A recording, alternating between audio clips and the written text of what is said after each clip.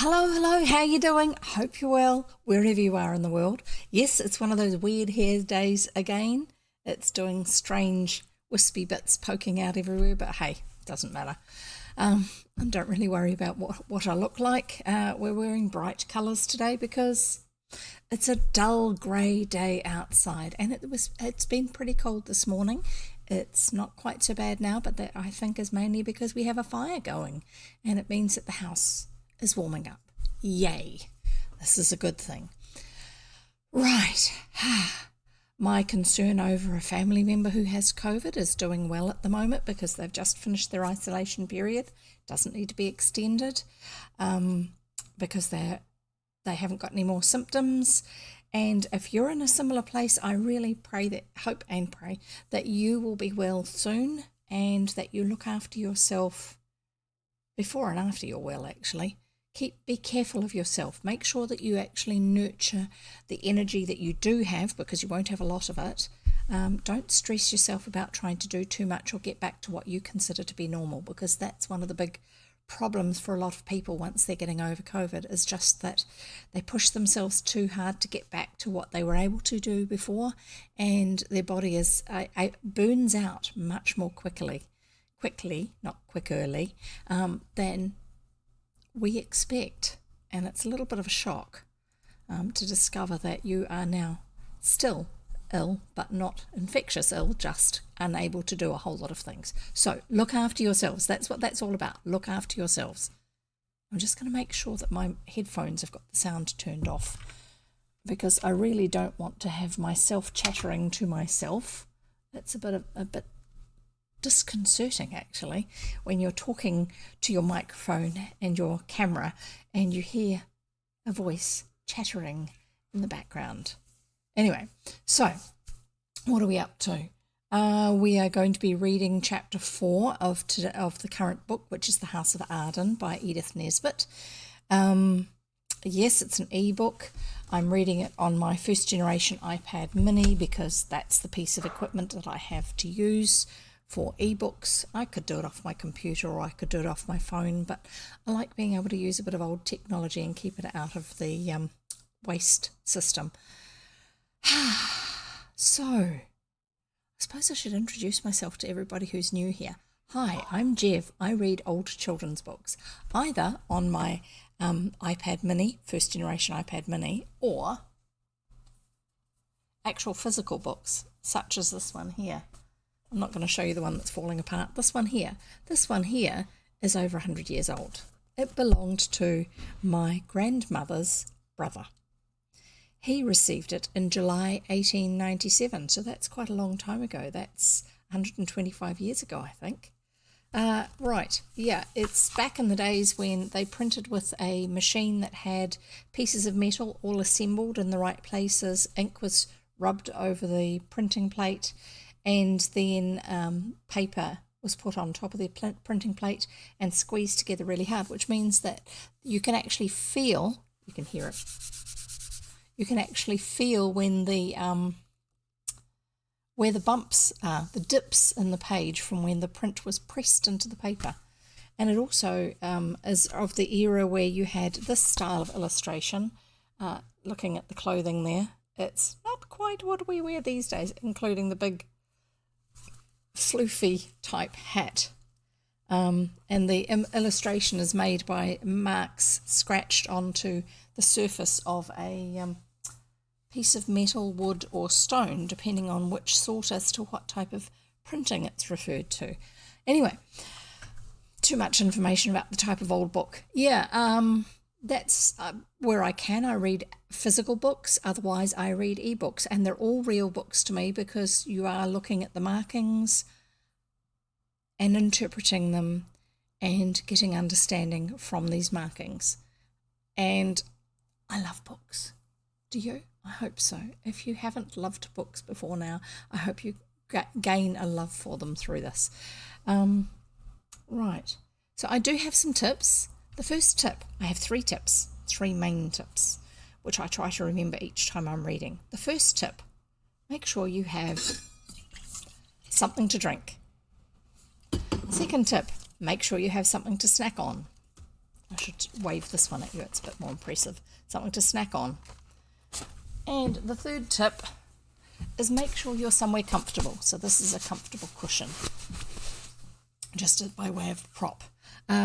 Something to drink. I always have water. Great for your brain and also for your body. Keeps your body working. I wave that bottle around, but I don't tend to use it these days because it tips over too easily. You'll see me slurping on this, which is just plain rainwater. That's what we drink in our house. Water, by way of water, not main supply, town supply, because that has a whole lot of weird tastes to it.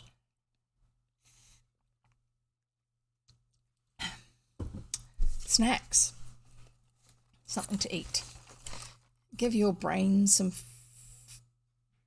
food, I suppose. Give your body and your brain something to fuel it. That's what it is. So this is just processed cheese, because sometimes it's quite nice to snack on something like that. And this is just a box of chocolate biscuits that I got given the other day. So there you go. And if you want to, you can treat me. There you go. I'm going to hold it up for you so you can even use your QR code scanner on your phone. There you go.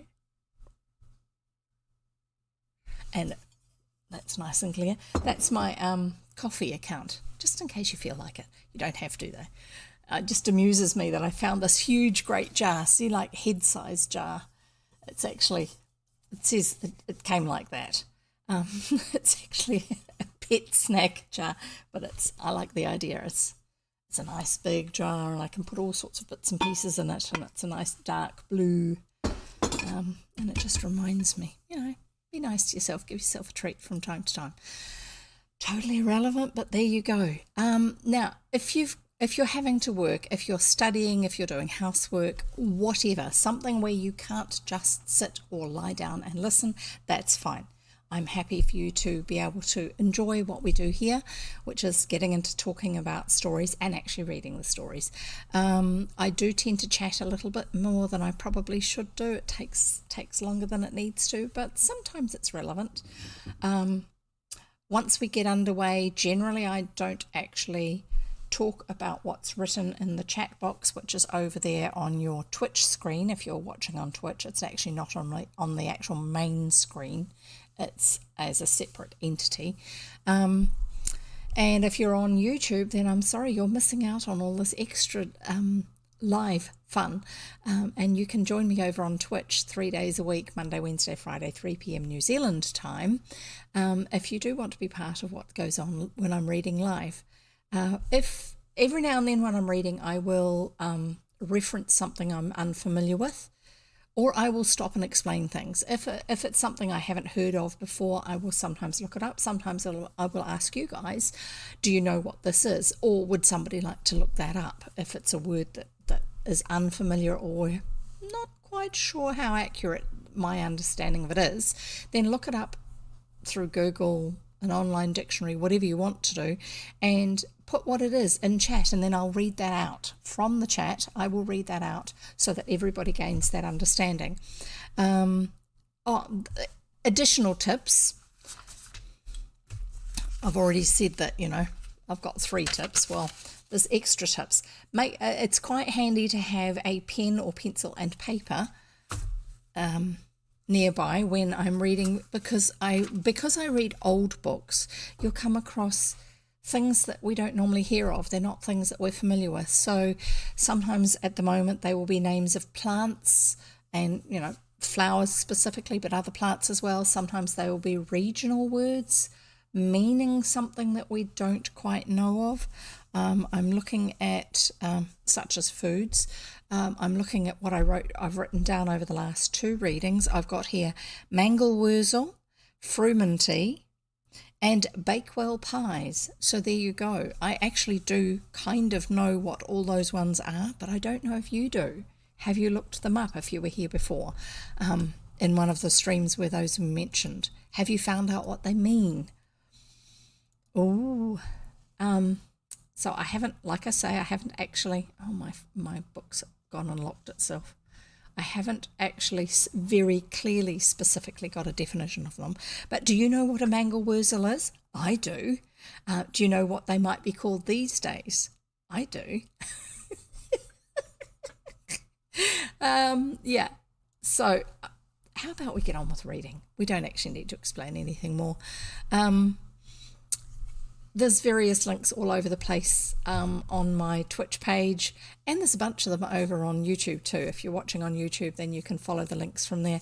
If you want to actually join in with discussions about books when I'm not live, then you can join my Discord server, which I've just given you the link for if you're watching the chat live. And also if you're on Twitch live, then you can see my YouTube channel, because that's where I put all the books together and load them up into playlists so that you can actually listen all the way through the book. You will still get all this chatter, but you won't actually be interacting with me directly because it's not live over there. But you're not going to miss out on everything, all the extra information. That will still happen. I'm not the only person who reads books, old books, on Twitch. There are a bunch of us. There are other people as well, but there's a particular bunch of people that I know called Codex. It's a group of us. The name of our group is called Codex, and we read public domain books. Those are books which are no longer within copyright, and so therefore we are not effectively stealing from somebody. We're also not likely to be getting into legal trouble with somebody who has current ownership of texts, because we are using their property, because public domain usually means that the person who wrote it has been dead for at least 70 years. Not always. Different countries have different rules. I found out just the other day that one of the book series that I would really love for you guys in New Zealand is now in the public domain because of our copyright laws. But I'm not going to be reading it for you because most of my viewers are not in New Zealand, and therefore they are not allowed to hear those books yet in a broadcast system such as this, or in a recording system such as on YouTube. So I'm sorry, you'll have to come back in 20 years time so I can read those to you. Actually, it might be more like 15 now, but then I'll be able to read them to you if I'm still doing this. We'll see. Anyway, so Codex readers are the people who read as part of Codex read public domain books. I have a whole series of links for the various readers who are part of Codex on my About page on Twitch. You can follow any of those links to go and see who they are, find out more about them, and listen to them reading when they're reading. Some of them play games as well. Some of them do other things, not just reading. There's a wide range of occupations. I work from home. There's a few of us who do. I think there might be some who are retired. I'm not sure. There are school teachers, librarians, professional voice actors, and professional book narrators. And they do this in an amateur way in their own time. And I say amateur just because then they can stop and chat whenever they want, instead of actually having to get it perfect and having to re-record things over and over because they want to get it with a certain way of sounding and be in a sterile sound environment. But I like doing it live. I like having it as a once time doing it, not having to get it perfect, so that's why I do it. Some of the others also read children's books, but not exclusively. Most read books that aren't specifically written for children.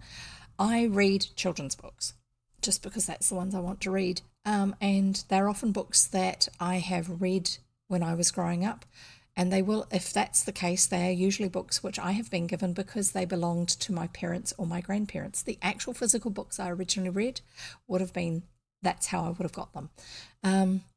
I don't have access to all the physical books these days because there's a lot in boxes, and there's other ones that have just, been loaned to other people and never come back over the years, that sort of thing. So that's part of me reading ebooks these days. But I read books because that's something that I've always enjoyed and I like sharing with other people. So there you go. Let's get on with reading. So The House of Arden by E. Nesbit. We are reading Chapter 4, The Landing of the French. There you go. Right. I'm trying to see if there's anything else I need to specifically mention at the moment. Oh, I didn't give you the Codex Discord server. There you go. There's the link for the Codex Discord server. It's over there in the chat box, or there if you're on a mobile phone and there's not enough screen space. Anyway, wherever it is, you can find your way to it. Join in, because Codex's Discord server is not just for readers, not just for people who read on Twitch.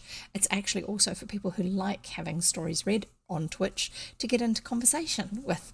And there's a book club and a whole lot of other things like that. So go over to Discord and find them using that link. I'm pretty sure that one still works. Anyway, here we go. So chapter 4, The Landing of the French, The House of Arden by Edith Nesbit. Chapter 4, The Landing of the French. Here we go. Now, last chapter was something about Boney, as in Napoleon Bonaparte. That was his nickname, was Boney, B-O-N-E-Y. I'm guessing that's what this is to do with. Chapter 4, The Landing of the French. Then they had dinner. Then, after what? Let's see what it was that had just happened. So, the children had been looking for something. They'd been up in the attics. They had found a room which had boxes, chests, trunks, storage boxes, that sort of chests, which each box had clothing in it. And so they'd each tried on a hat, and then ended up somehow strangely being dressed in clothes that went with this hat. And when they left the room and went downstairs in the house, the same house they recognised, although it was a lot cleaner and tidier and newer, there were people downstairs they didn't know but who recognised them and called them by their names. Turns out they've time travelled 100 years back in time. So they're in this house 100 years previous to when the story is set. So let's see what happens. I'll read the very end of the last chapter, the previous chapter. Elfrida stood and held out her arms. She was extremely glad to see the mole. Right, the mole is the Mouldiwarp, and he's white, an albino, I guess. And apparently he's the emblem or the symbol of the family, the House of Arden. And she recognises the mole and is delighted to see him, and we're going to find out what happens. So Elfrida stooped and held out her arms. She was extremely glad to see the mole, because ever since she and her brother had come into this strange time, she had felt that it would be the greatest possible comfort to have the mole at hand, the mole who understood everything, to keep and advise, and above all, to get them safely back into the century they belonged to.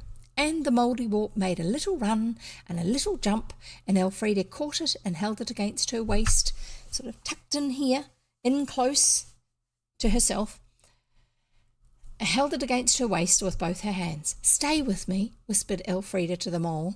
"By George," said Lord Arden to the universe. So this is the older gentleman who is with them. "So now you see," said Edred to Lord Arden, because there had been like a prophecy kind of thing, and Lord Arden hadn't believed it, and so now suddenly he's finding out that maybe this is accurate. So here we go, chapter 4, The Landing of the French. Then they had dinner. So after finding the mole, having got back to the house, blah blah blah. Right. The children had to sit very straight and eat very slowly, and their glasses were filled with beer instead of water. And when they asked for water, Lady Arden asked how many more times they would have to be told that water was unwholesome. Lord Arden was very quiet. As at quite the beginning of dinner, he had told his wife all about the wise woman and the landing of the French and the 3 signs, and she said, "Lord save us, my lord, you don't say so," and gone on placidly cutting up her meat. That doesn't mean anything to her then.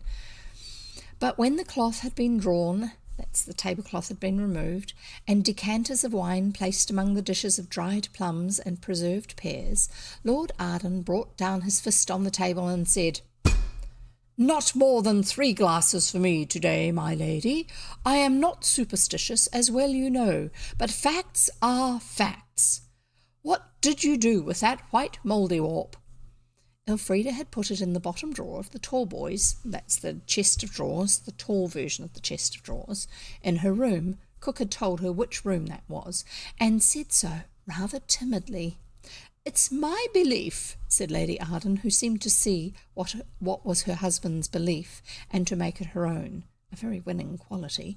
"It's my belief that it is a direct warning, in return perhaps for the tea and sugar." "Ah," said Lord Arden. "Well, whether or no, every man in this village shall be armed and paraded to this day, or I'll know the reason why. I'm not going to have the French stepping ashore as cool as cucumbers without 'with your leave' or 'by your leave,' and anyone to say afterwards, 'Well, Arden, you had fair warning, only you would know best.'" "No," said Lady Arden, "that would be unpleasant." Lord Arden's decision was made stronger by the arrival of a man on a very hot horse. "The French are coming," he said, quite out of breath, but he could not say how he knew. "They all say so," was all they got out of him. "And they told me to come tell you, my lord, and what's us to do?" "We live so safely now, we have nothing to be afraid of. When we have wars, they are not in our own country. The police look after burglars, and even thunder is attended to by lightning rods. It is not easy for us to understand the frantic terror of those times when, from day to day, every man, woman, and child trembled in its shoes for fear lest the French should come." The French, led by Boney. Boney, to us, is Napoleon Bonaparte, a little person in a cocked hat out of the history books. To those who lived in England when he was a man alive, he was the terror that walked by night, making children afraid to go to their bed, and causing strong men to sleep in their boots, with sword and pistol by the bedhead, within easy reach of the newly awakened hand. Yes, I hadn't really thought about what it would have been like to live then, but that's a very good way to help us to understand. Edred and Elfrida, that's Edred's the boy and Elfrida's the girl, began to understand a little when they saw how the foretelling of the wise woman, strengthened by the rumours that began to run about like rats in every house in the village, stirred the people to the wildest activity.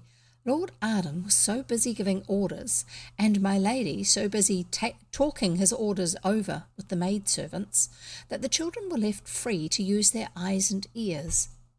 And they went down into the village and saw many strange things. They saw men at the grindstone sharpening old swords, and others who had no swords putting a fine edge, sharp edge, on billhooks, hatchets, scythes, and kitchen choppers. Do you know what a billhook is? I will find one for you and show you a picture. Let me know if you would like to play with the jigsaw puzzle. Actually, no, you can put the command for that in the chat. It's !jigsaw or !puzzle. No spaces, no capitals. Billhook.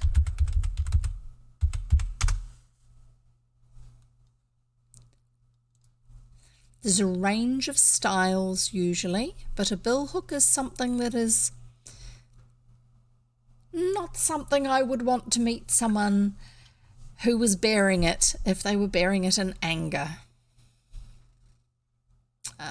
Let's see if I can find a nice old looking one for you.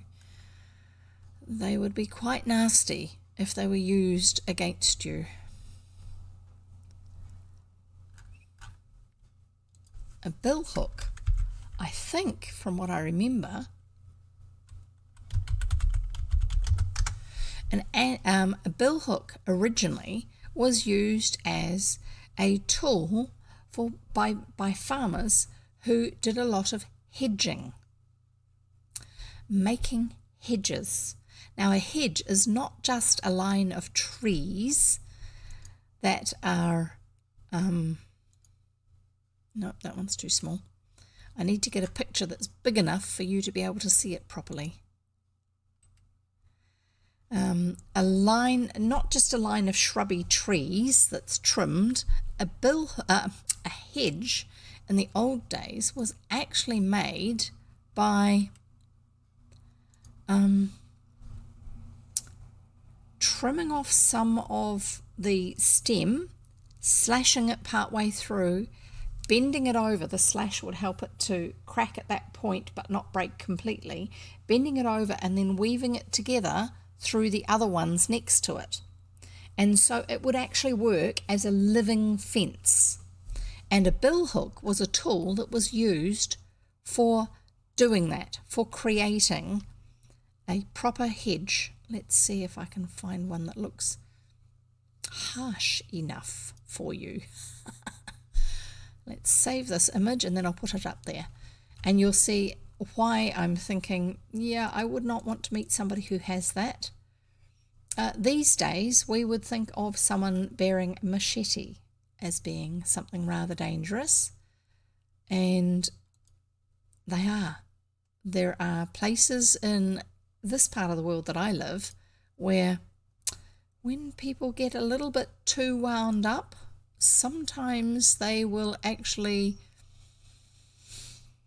take to each other with a machete. It's rather nasty and very dangerous. Save that image. I'm thinking that might be the one that I've already saved. No, it's not. Right, let's find where I can put this into the picture for you.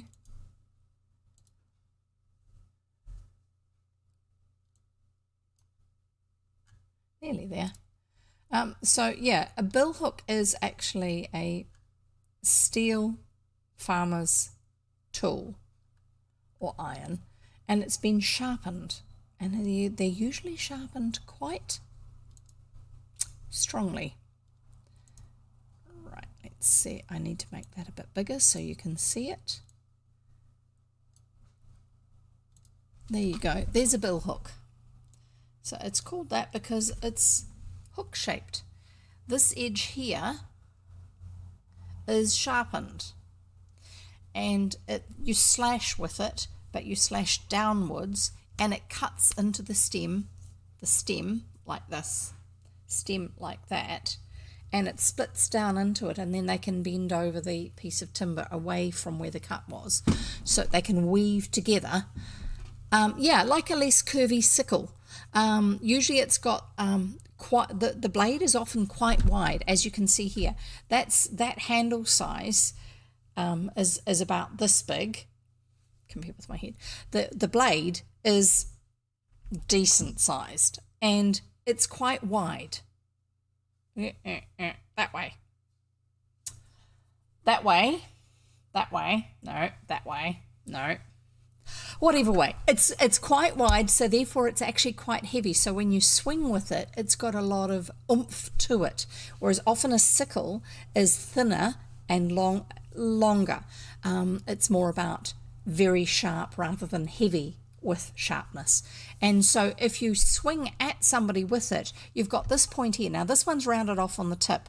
Often they get like that after you've been sharpening them over a number of years, but sometimes they will actually have quite a sharp hook on it. Sometimes they will have a straight flat bit along the back here just to add extra weight, and you can turn it over and use the flat bit almost like a lightweight hammer. Some of the other ones I've seen are like that. We used to have them around in the shed, all the old bits and pieces that were saved there. So yeah, someone coming at you with a billhook, a farmer's tool, to use it as a weapon when it's been sharpened on either a grindstone, a grinding wheel type grindstone, or actually just with a sharpening stone. Not nice. Do not want to do. Hatchet, short-handled axe used for splitting kindling, small timber for firewood and things like this. Scythe is like a sickle, but it has a long handle. It's what they used to use for mowing. And so it's got this long handle. It's modern ones are often a very straight timber with two handles out of the side, and you swing like this, and the blade itself carries across just above the ground and shears off the grass or the wheat or the whatever else it is that you're cutting.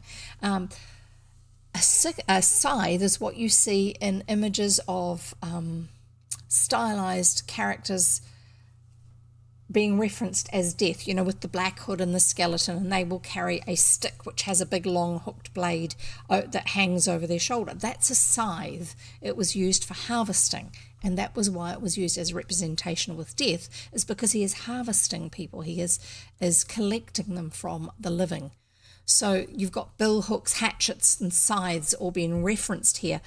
These are people who are using what they have handy in case they need to defend themselves about these invading terrible people from over the English Channel, because they're coming to attack us.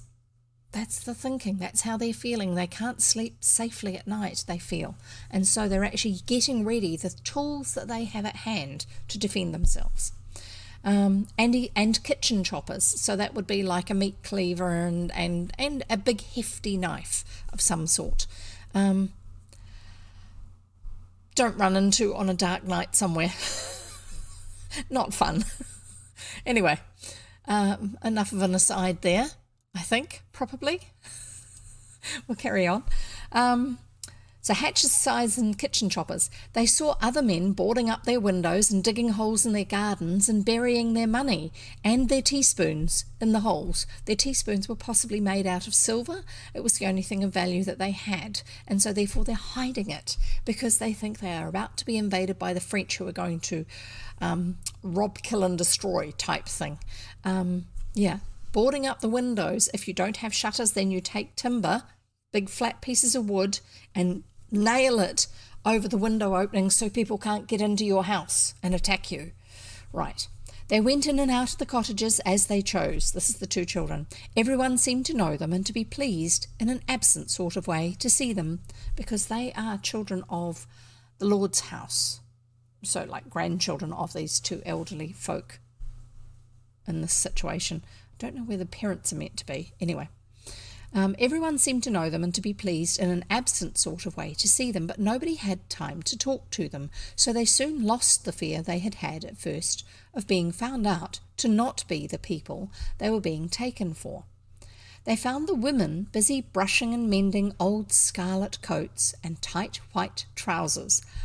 Those are militia uniforms. The redcoats, if you are American at all, you would be familiar with the fact that the English soldiers were referred to as redcoats. And also it was not uncommon, if someone was part of a military unit, a defence military unit, often referred to as a militia in the old days, for them to wear something similar. It meant that they were easy to identify as being your people, not the enemy. So here you go. So mending old scarlet coats and tight white trousers, and all along the dip of the cliff, men were posted with spyglasses, that's telescopes, looking out to sea. Other men toiled up the slope with great bundles of brown brushwood and dried furs. Furs is gorse or whins, if you're in Scotland. Dried furs on their backs, and those bundles were piled high, ready to be lighted the moment it should be certain that the French were coming. So the dried brushwood, that's the twiggy stuff that burns really easily, and the furs, piled up, is used when it's lit as a signal to other places along the coast or further in towards the city. People would be up on the highest point watching to see if there were any signal fires. And in daytime you may not see the flame, but you would see the smoke when it was first lit. At night time you would see the flame, because it's a bonfire, and it's only lit when there's this emergency coming. So they're getting ready. They really are worried about the French arriving to invade them. So they were piled high, ready to be lighted the moment it would be certain that the French were coming. Elfrida wished more than ever that she knew more about the later chapters of the history book, the ones that she hasn't really studied at school yet. Did Boney land in England on the 17th of June in 1807? That's the date around where they're here, remember? She could not remember. There was something she knew in the book about a French invasion, but she could not remember what it was the invasion of, nor when it took place. Oh, that must be frustrating. When you are from a more modern time and you know it's written in the history book, but you can't remember what it said because you didn't actually study it. So she and Edred knew as little as anyone else what really was going to happen. The Mouldiwarp, in the hurried interview she had had with it before dinner, had promised to come if she called it. With poetry, of course, it added as it curled up in the corner of the drawer, and this comforted her a good deal when, going up to get her bonnet, she found the bottom drawer empty. So, though she wasn't as interested as Edred in all that was going on, it was only with half her mind. The other half was busy trying to make up a piece of poetry so that any emergency which might suddenly arise would not find her powerless because poetryless. Because to summon the Mouldiwarp, which is the magical being that is the representative for this house of Arden, the family, the lineage, they need to summon it using poetry that they have made up for themselves on the moment that has not been used before, to call him to them. And he has already done so. He's arrived a couple of times. So for once Edred was more observant than she, and when he noticed that the men built a bonfire not at all on the spot which Lord Arden had pointed out as most convenient, he wondered why. And presently, seeing a man go by that very spot, he asked him why. To his surprise, the man at once poked him in the ribs with a very hard finger and said, "Ah, you're a little wag, you are, but you're a little gentleman too, and so's the little lady. Bless her, you never gave us away to the preventives, for all you found out." "Of course," said Elfrida cautiously, "we would never give anyone away." "Want to come along now?" the man asked. He was a brown-faced, sturdy, sailor-looking man, with a short pigtail sticking out from the back of his head like a china handle on a Japanese teapot. I've seen them, not that all of them are like that, where it's a teapot, but instead of having a looped handle, it's got a poking out handle. Just a different style. So obviously at the stage where the children were growing up, originally, not in the history visit, it's a style of teapot that they have seen for it to be referenced here. "Oh, yes," said Elfrida, and Edred did not say, "Oh, no." "Then just you wait till I'm out of sight, and then come down the way you see me go. Go along same as if you was after butterflies or the like. A bit this way and a bit that, see?" said the man, and they obeyed. So, not letting on where they're going to everybody who might be watching them. Alas, too few children in these uninteresting times of ours have ever been in a smuggler's cave. To Edred and to Elfrida it was as great a novelty as it would be to you or to me. When they came up with the brown man, he was crouching in the middle of a patch of furze. Gorse, remember? Do you know what gorse is? Or furze, or the whins? Furze. Ah, dear.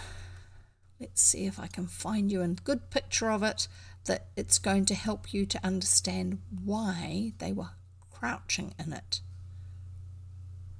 hiding in it. It's prickly. It's definitely prickly, and it was something that grew, not surprisingly, on the downs.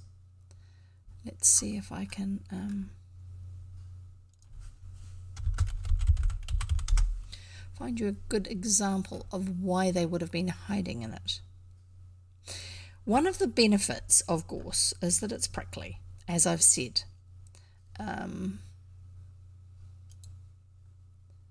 Save image. Hopefully this will be one that I can bring up for you. It's in the wrong folder. It doesn't revert to the last folder I used. Thankfully I recognised it. I'm sure I saved it there. Can't see it. Might be a file type that it doesn't recognise. Okay, let's find another one. Anyway, so it's really prickly, and if you leave it to just grow as it wants to, it can take over a hillside. It's not really a farmer's friend in that respect. There's a lot of farmers who, we've had it growing in New Zealand as well, and it can be a real nuisance of a plant because it just takes over, and the animals will eat the tender little shoots on the ends of the branches. But after that, it starts to get too hard and harsh and pointy and sharp. And so therefore, it's not necessarily something that they want to eat. And then when it dies and gets all dried and brown, it stays very, very, very sharp. And it hurts. It really hurts when you poke yourself with it, when you scratch yourself with it. Not at all nice. There's one. Save that image there. And that one should be a lot more findable to be able to show you.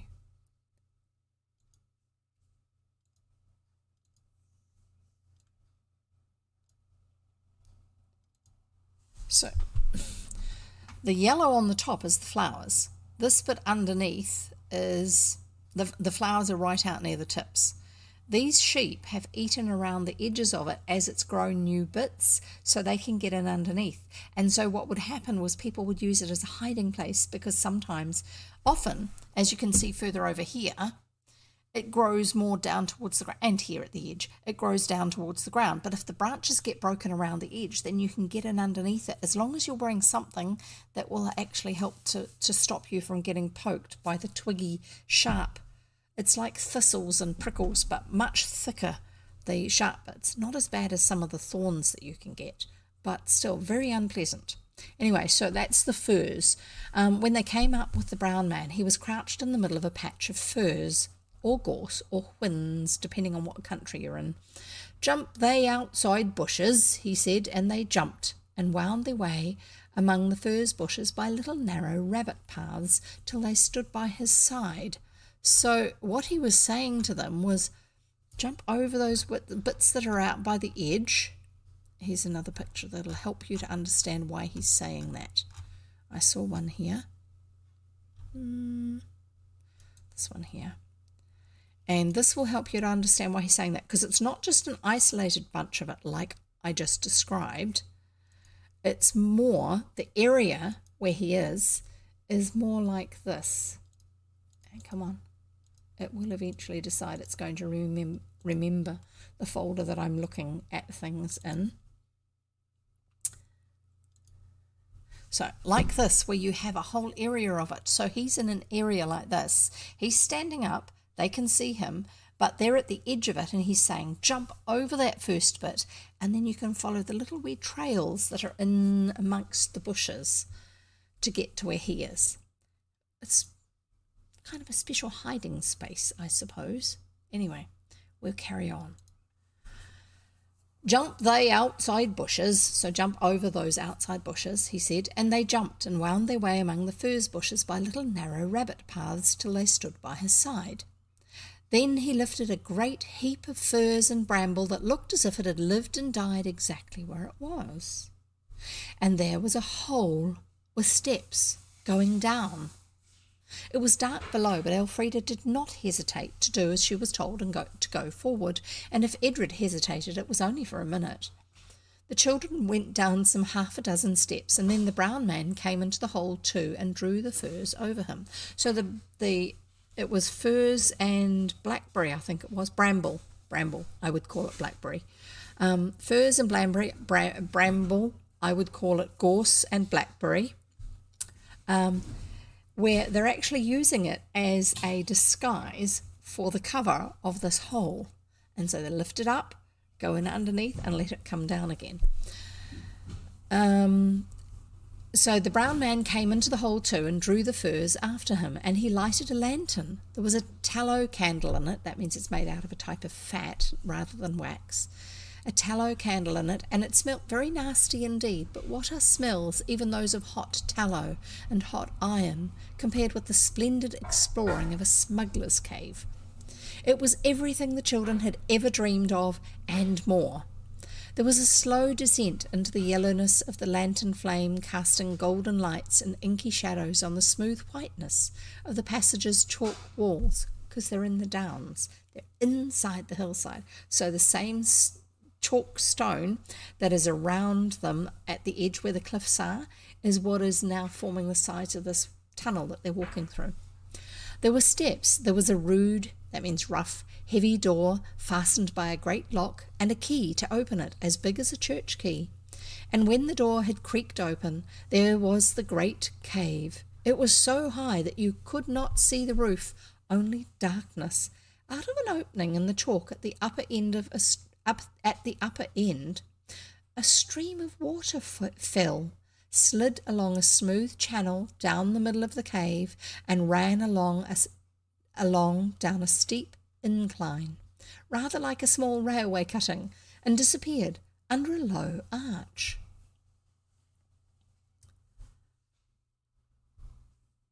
So, there'd always be water if you had to stand a siege, said Edred. That's a good point. I'm just looking at what the next picture is going to be that I need to get ready for you. And then there's a whole bunch more which I think I forgot to put in place for you, which I will sort out when we get that far. So there'd always be water if you had to stand a siege, said Edred. On both sides of the great cave, barrels and bales were heaped on a sanded floor. Okay, I'm going to give you this picture now. So there's barrels here and more barrels there, and there's the walls of the cave here, and it goes round the corner. That may be where the water goes, I'm not sure. There's his lantern. This is the sailor type chap. On both sides of the great cave, barrels and bales were heaped on a sanded floor. There were a table and benches cut out of solid chalk, and an irregular opening partly blocked by a massive fallen cliff, through which you saw the mysterious twilit sea with stars coming out over it. Or you'd have to be very careful that your lantern couldn't be seen from sea. You saw this, and you felt, quite suddenly too, a wild wind that pressed itself against you like a wrestler trying a fall, and whistled in your ears and drove you back to the big cave, out of breath and panting. There'll be a gale tonight, said the smuggler, for such, no doubt, he was. Do you think the French will land tomorrow in Limchurch Bay, or Limechurch Bay? Edred asked, which is the caption for this picture. So there's Edred, and there's Elfrida, and they're in the cave. Do you think the French will land tomorrow in Limchurch Bay? Edred asked. By the light of the lantern, the smuggler solemnly winked. You two can keep a secret, I know, he said. The French won't land. It's us what'll land, and we'll land here, not in Bay, and what we'll land is a good drop of the real thing, and a yard or two of silk or lace, maybe. I don't know who 'twas put it about as the French was a-comin', but you may lay to it they ain't no friends of the revenue. Oh, so the rumour of the French coming to land has been put about by somebody who doesn't want customs and excise to be catching the smugglers. Oh, I see, said Elfrida, and did. The worst of it'll be the lookout they'll keep. Lucky for us, it's all our men as has volunteered for duty, and we know our friends. But do you mean, said Edred, that you can be friends with the Frenchmen when we're at war with them? It's like this, little man, said the smuggler, sitting down on a keg that stood handily on its head, ready for a seat. We ain't no quarrel with the free trade men, neither here nor there. A man's got his living to get now, hasn't he? So you see, a man's trade comes first, what he gets his bread by. So you see, these chaps as meet us mid-channel and hand us the stuff, they're free traders first, and Frenchies after. The same like we're merchants before all. We ain't no quarrel with them. It's the French soldiers we're at war with, not the honest French traders that's in the same boat as ourselves. And I have no idea why I sound like this while I'm reading it, but there you go. This is so you know it's him, not the children. Then somebody's just made up about Boney coming so as to keep people busy in the bay while you're smuggling here, said Edred. I wouldn't go so far as that, sir, said the man, but if it did happen that way, it'd be a sort of special dispensation for us free trade men that get our living by honest work and honest danger. That's all I say, knowing by what's gone afore that you two are safe as any old salt afloat. So apparently the original version of these two children already know about some other things and have told nobody, which is why he trusts them. The two children would have given a good deal to know what it was that had gone before, but now they never did know. And sometimes, even now, they wondered what it was that the Edred and Elfrida of those days had done to win the confidence of this swaggering smuggler. They both think, and I dare say they are right, that it must have been something rather fine. Having seen all the ins and outs of the cave, the children were not sorry to get back to Arden Castle, for it was now dark and long past their proper bedtime, and it really had been rather a wearying day.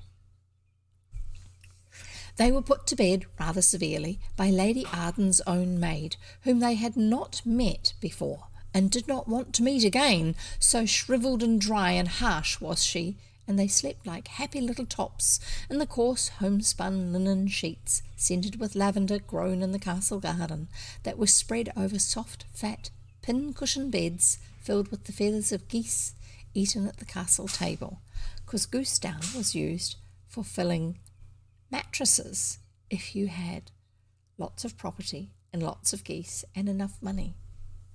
Not just for the eider down over the top, but also for underneath for your mattress. Only Elfrida woke once and found the room filled with red light, and looking out the window she saw that one of the beacon bonfires was alight, and that the flames and smoke were streaming across the dark summer sky, driven by the wind that shouted and yelled and shook the windows. That's the gale, and was by this time, she felt sure, at least 3/4 of a gale. The beacon was lighted, therefore the French were coming. And Elfrida yawned and went back to bed. She was too sleepy to believe in Boney, but at that time, 100 years ago, hundreds of little children shivered and cried in their beds, being quite sure that now at last all the dreadful prophecies of mothers and nurses would come true, and that Boney, in all his mysterious and unknown horror, would really now at last have them. It was one of those... Some sort of enemy was often used as a threat for children to make them behave themselves when they went to bed at night. Behave yourself or the bogeyman will get you. So what was the bogeyman of the day? Whoever the current big enemy that they've all heard about all the time on news and all that sort of thing, just to make it a little bit more real for the children, to try and keep them under control. No wonder those children were shivering in fear. It was grey morning when the wind wearied of the silly resistance of the leaded window. That's because it's lead around the edges of the panes of glass. Have you seen the diamond paned glass? It may not be specifically diamond paned glass. I'll just see if I can see.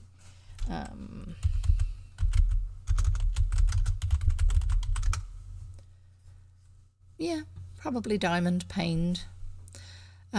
Lid-like windows that look a little like this sort of thing, just to help you to visualize it.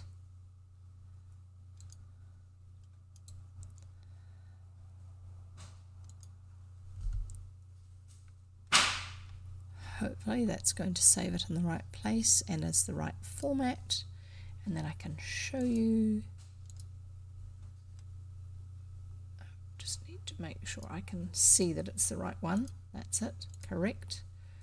And reveal. So that sort of window where it's diamond panes, pieces of glass cut in little diamonds, and then held together. There's actually a strip of lead that is soldered together. You have a strip that goes this way, and then other little pieces come off, and then you have and then the pieces of glass go in. Then you have another strip along that, and then more pieces of lead come off the side, and they're all soldered together. It's like welding, but it's done for soft metals, ones with a low melting point. And so those are diamond panes, and that's leaded windows. That's called leaded windows or lead lights. So we'll carry on. It was grey morning when the wind, wearied of the silly resistance of the leaded window, suddenly put forth his strength, tore the window from its hinges, drove it across the window frame, and swept through the room, flapping the bedclothes like wet sails and wakening the children most thoroughly, far beyond any hope of one more snooze. They got up and dressed. No one was about in the house, but the front door was open. It was quite calm on that side, so obviously the window was on the side facing the bad weather, and the front door is on the opposite side. It was quite calm on that side, but as soon as the children left the shelter of the castle wall, the wind caught at them, hit, slapped, drove, worried, beat them till they had hard work to stand upright, and getting along was very slow and difficult. Yet they made their way somehow to the cliff, where a thick black crowd stood. A crowd that was not really black when you got quite close and looked at it in the grey dawn light, but rather brilliantly red, white and blue, like the Union Jack, that's the British flag at the time, because they were the armed men in their makeshift uniforms whom old Lord Arden had drilled and paraded the evening before, and they were all looking out to sea. Sorry, I need to have a drink.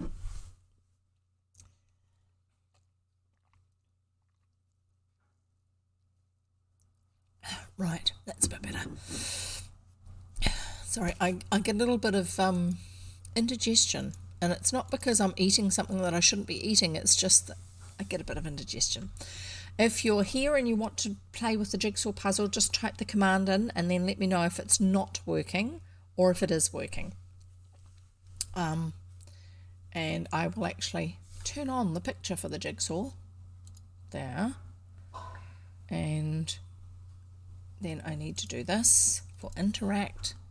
Oh, I need to also tell you, I'm pretty sure it's still the same one that we had last time, that I got ready last time, which I didn't actually show you, sorry. I might need to give you a new link, which is what I'm getting at the moment. Put that in over here, and then you can use the link. It should still work. Yeah, there's a new link for you, and I've just saved it.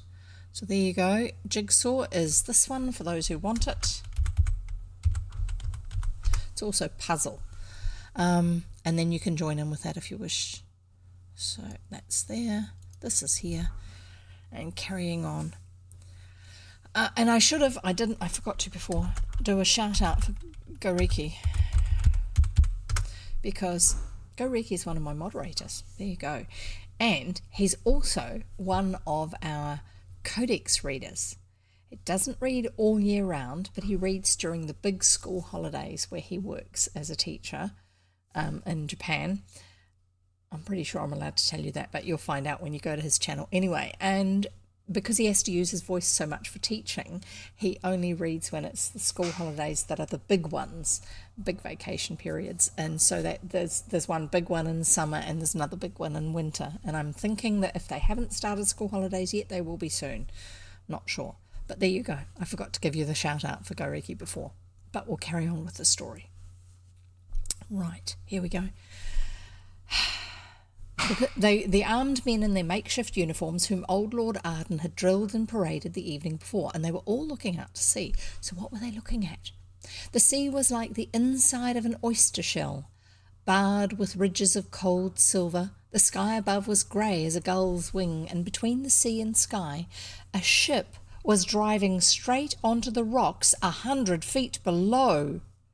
"'Tis a French ship by her rig," someone said. "The first of the fleet, a scout," said another, "and heaven has sent a storm to destroy them, like it destroyed the accursed Armada in Queen Bess's time." Queen Bess was Queen Elizabeth I, just in case you're wondering. "And still the ship came nearer." Oh dear, I'm thinking if they're heading for the rocks that this is not something that they're wanting to do, it's just that they can't actually turn away.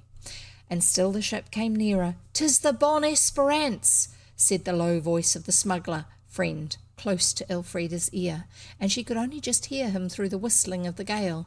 "'Tis true what old Betty said. The French will land here today, but they'll land dead corpses and all our little cargo. They've missed our boat in the gale. It'll all be smashed to bits afore our eyes. It's poor work being an honest merchant." And I have no idea what that accent was. It was different to the other one. The men in their queer uniforms, carrying their queer weapons, huddled closer together, and all eyes were fixed on the ship as it came on and on. "Is it sure to be wrecked?" whispered Elfrida, catching at old Lord Arden's hand. "No hope, my child. Get you home to bed," he said. it did not make any difference that all this had happened 100 years ago. There was the cold, furious sea lashing the rocks far down below the cliff. Elfrida could not bear to stay and see that ship smash on the rocks as her carved workbox had smashed when she dropped it on the kitchen bricks. She could not even bear to think of seeing it. Poetry was difficult, but to stay here and see a ship wrecked, a ship that had men aboard, was more difficult still. "Oh, Mouldiwarp, do come to me. I cannot bear it. Do you see?" Was not perhaps fine poetry, but it expressed her feelings exactly, and anyhow it did what it was meant to do. The white mole rubbed against her ankles even as she spoke. She caught it up. "Oh, what are we to do?" "Go home," it said, "to the castle. You'll find the door now."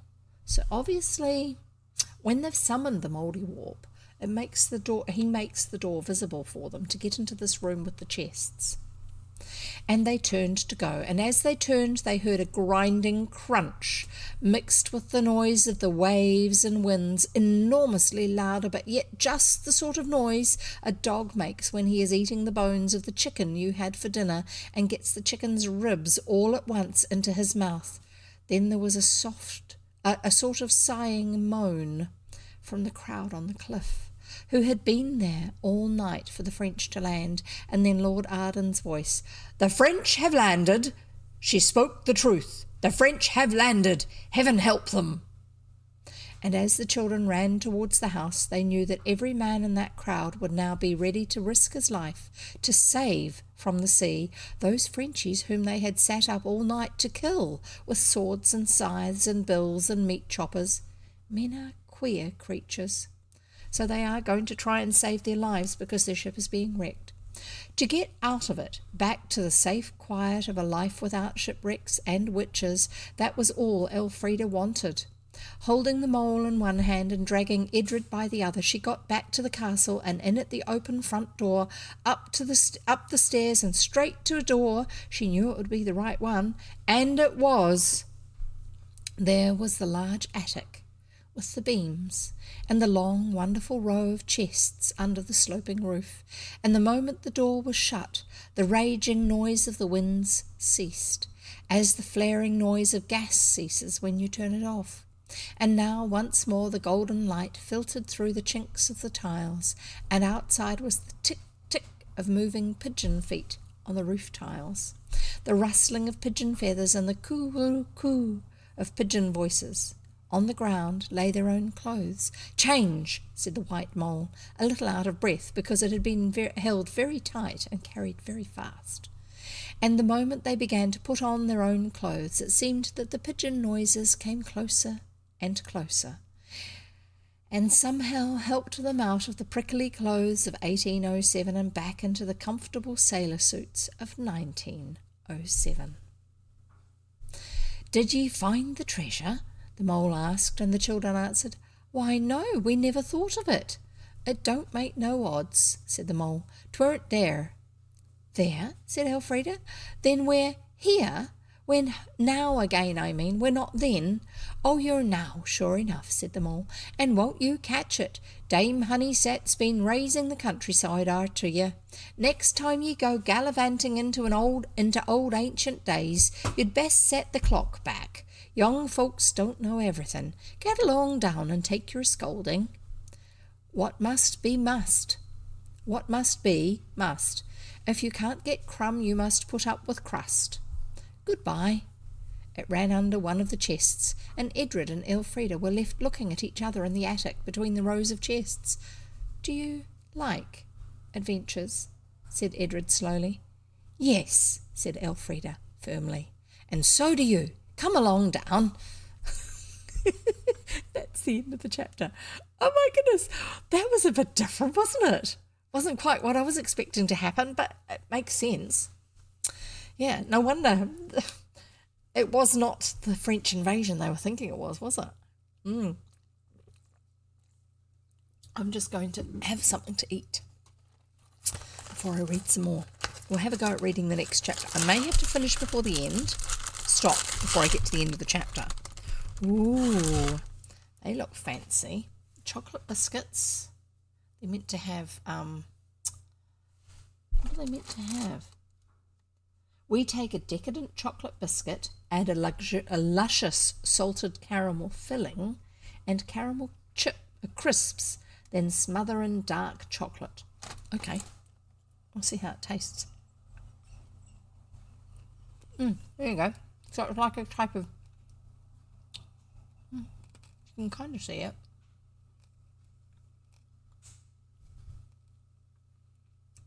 Hard to see.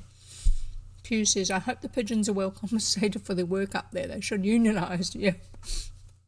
And it's got crunchy bits in it too. Probably also salted caramel or toffee made in a salted format. Very and if you have dairy problems, it's not too bad because it's dark chocolate. So what's everyone been up to? Anything interesting or fun? I hope so. I hope you're feeling a little bit better, Q, from what you were previously.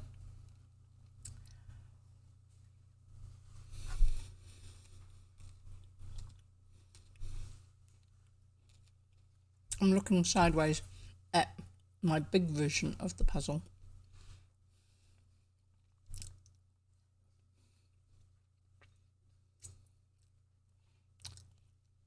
And while I'm still chewing, I will get the next picture ready because I don't have it ready. Which means leaning forward to see over my book stand.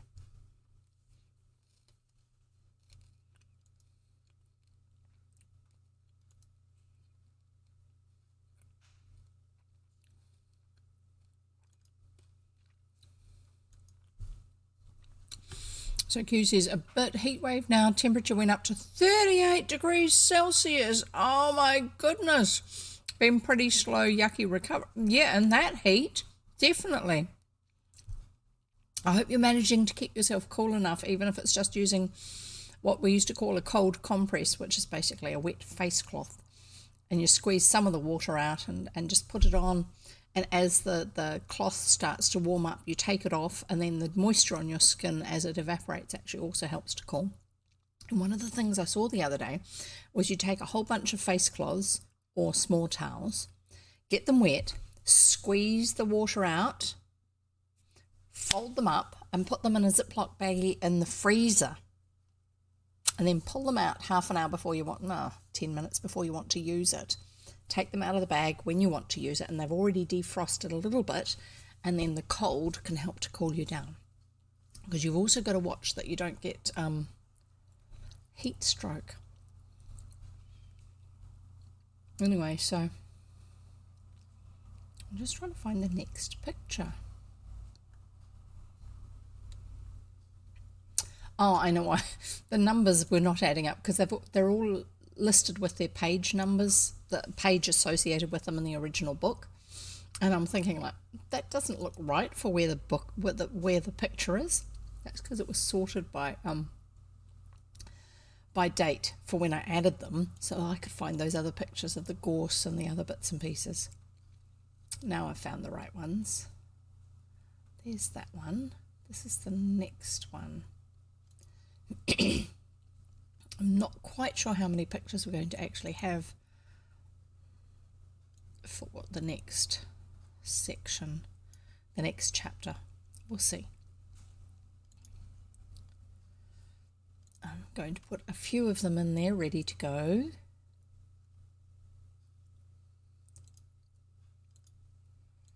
And try to get them in the right place. And then I'll get reading again. I'm doing a few because some of these books, they seem to have no pictures in some chapters and then a whole lot of pictures in the next one or two or whatever.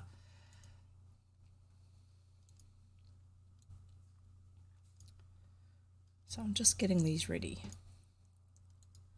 And then we'll carry on reading.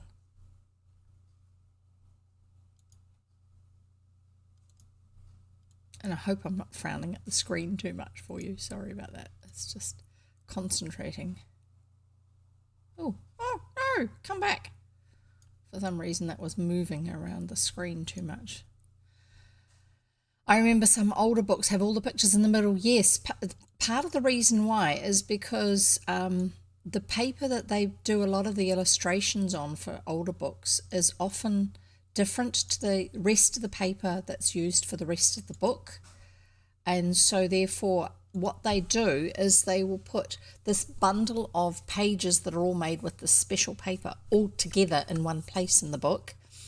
And then that bundle can be created as a whole unit with all those illustrations and then bound in amongst all the others. It means a lot less fiddling around to get the right pages in the right part of the book. So yeah, I know exactly what you're talking about with that. I've seen that too. So yeah, right, I think we're sorted. That one goes there. Yay. Right, and then some of the other books, they will have, if you look at the spine of an old book, I'll see if I can find one that's got a clear version of what I mean.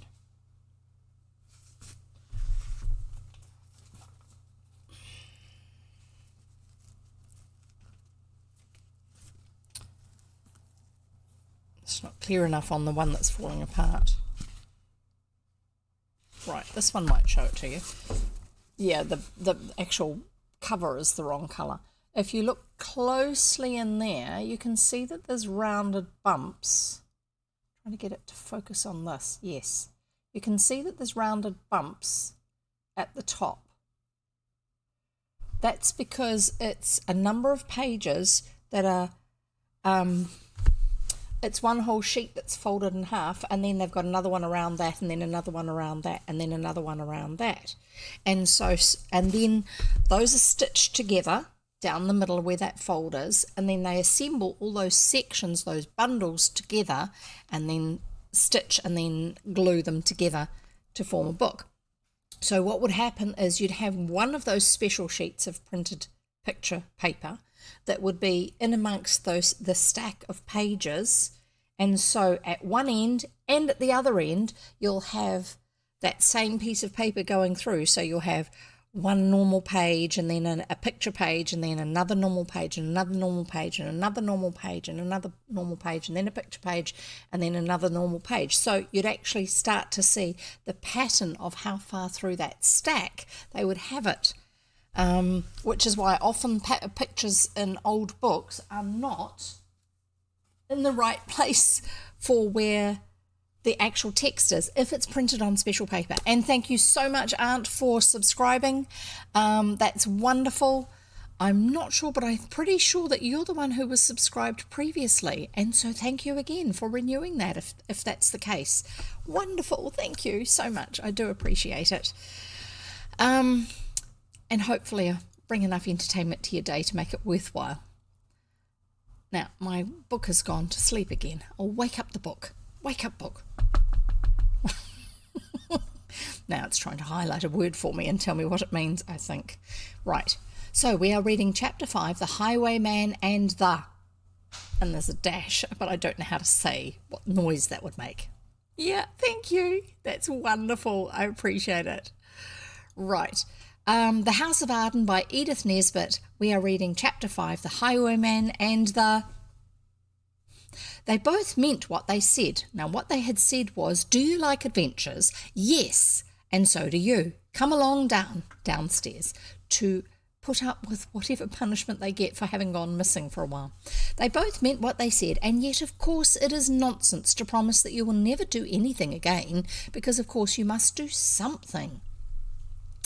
If it's only simple subtraction or eating poached eggs and sausages. You will, of course, understand that what they meant was that they would never again do anything to cause Mrs. Honeysett a moment's uneasiness. She's the housekeeper and cook, I think. To cause a moment's uneasiness. And in order to make this possible, the first thing to do was, of course, to find out how to set the clock back so they weren't going to be late, according to the clock. Slowly munching sausage and feeling, as she always did when she ate slowly, that she was doing something very virtuous and ought to have a prize or a medal for it. So I'm thinking that Elfrida is the more adventurous of the two. She's also 2 years older. Anyway, Eating her sausage very slowly, she was doing something very virtuous, how she felt, and ought to have a prize or a medal for it. Elfrida asked her mind to be kind enough to get some poetry ready by the time she had finished breakfast. "She's ready for another adventure. Are you?" And sure enough, her mind, in its own secret backyard, as it were, did get something ready.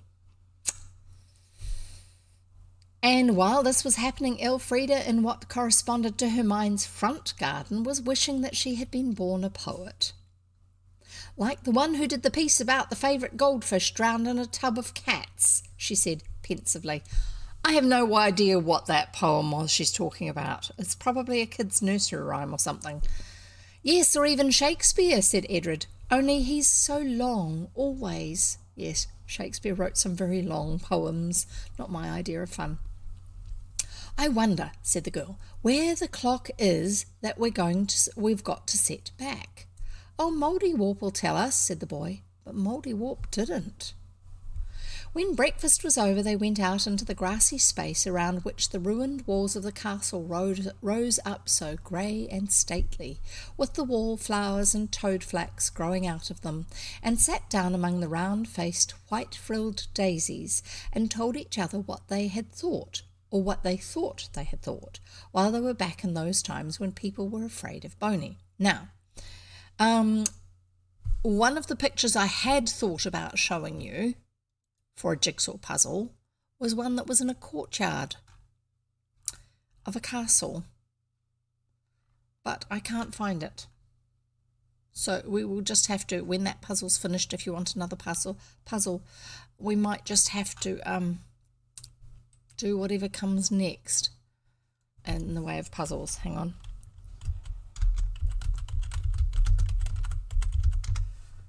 I'll see if it can give me something that's more appropriate.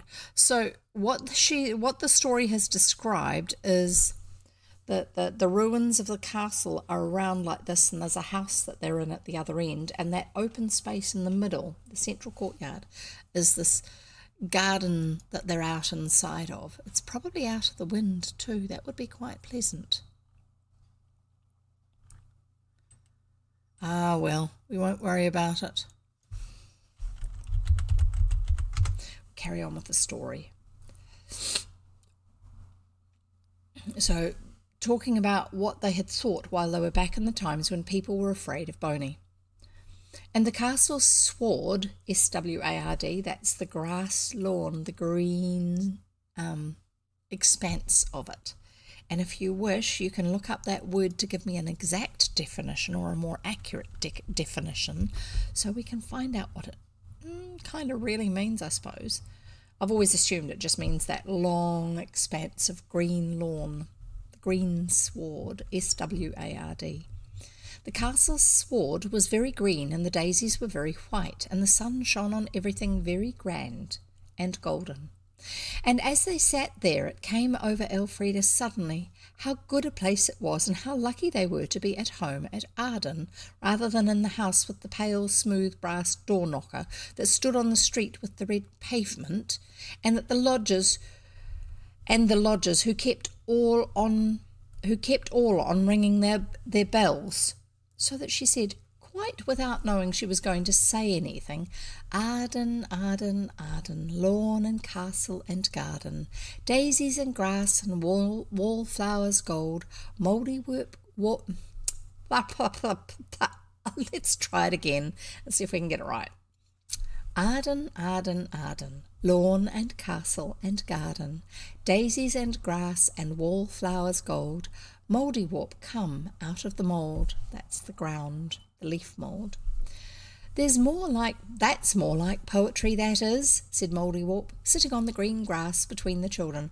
"More like'n anything I've heard ye say yet, so 'tis. And now then, what is it for you this fine day and all?"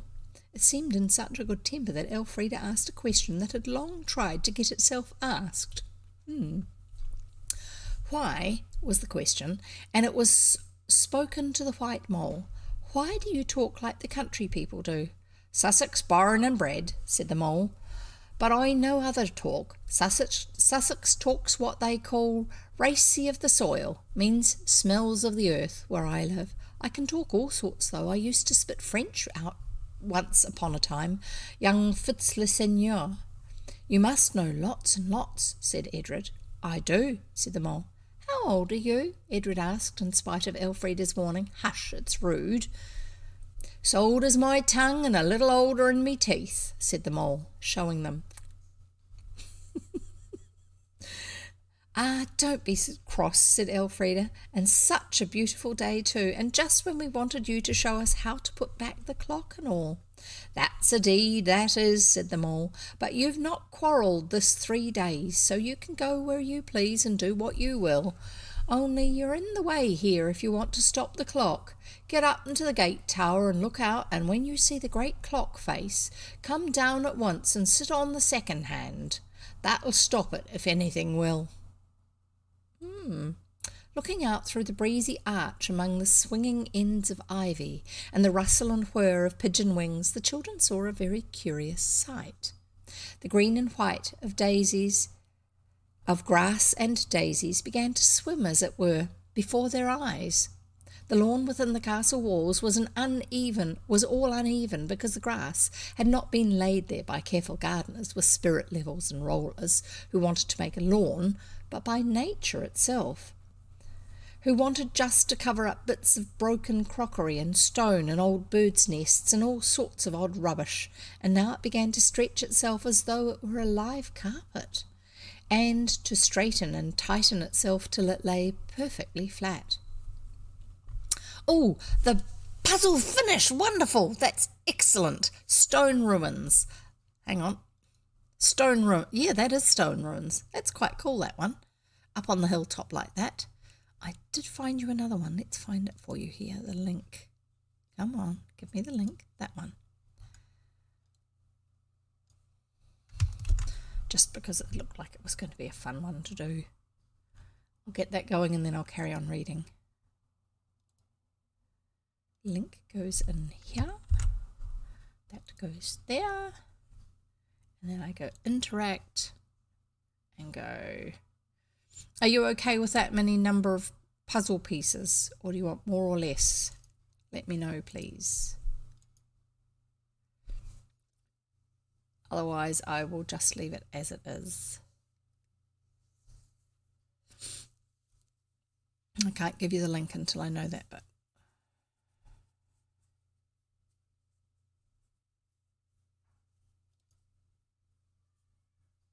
Okay, I'm just going to leave that as it is and get the link.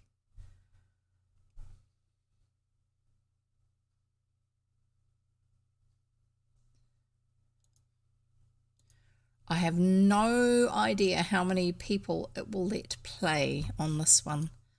I'm pretty sure there's we haven't hit its limit. You're meant to be able to have several people playing at once. Thanks, Gariki, for being part of it. That's good. I really appreciate that. Right, the puzzle link should work if anyone wants to type that in. Try some of your other versions of the command there, Gariki. See if I remembered all the ones that you put in, because I tried to add them as aliases for the command. We'll see how we go.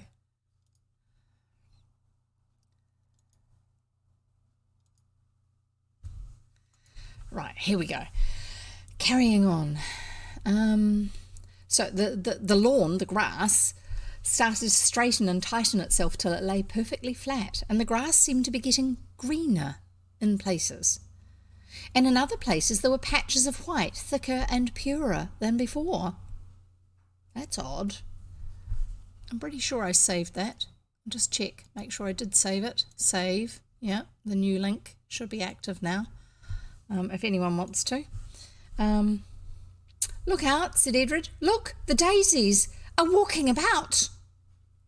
Look, look. They were, stiffly and steadily, like well-drilled little soldiers. The daisies were forming into twos, into fours, and into companies. Looking down from the window of the gate tower, it was like watching thousands of little white beads sort themselves out from among the green ones. How odd. This is because they're up in the tower stopping the clock, I think. What are they going to do? Edred asked, but naturally Elfrida was not able to answer. The daisies marched very steadily like little people who knew their business very well. They massed themselves together in regiments, in armies. On certain parts of the smooth grass, certain companies of them stopped and stayed. They're making a sort of pattern, said Edred. Look, there's a big ring all around, a sort of pattern. I should think they were, cried Elfrida. Look, look, it's the clock. That's different. It was, on the pure green face of the lawn, was an enormous circle marked by a thick line of closely packed white daisies. Within it were the figures that are on the face of a clock, all 12 of them. The hands were of white daisies too, both the minute hand and the hand that marks the hours, and between the 6 and the centre was a smaller circle, also white and of daisies, round which they could see a second hand move. So you've got the clock face with the centre where the hands come from, and then underneath that, between that centre and the 6, there's another centre with a second hand that goes round it. Ooh.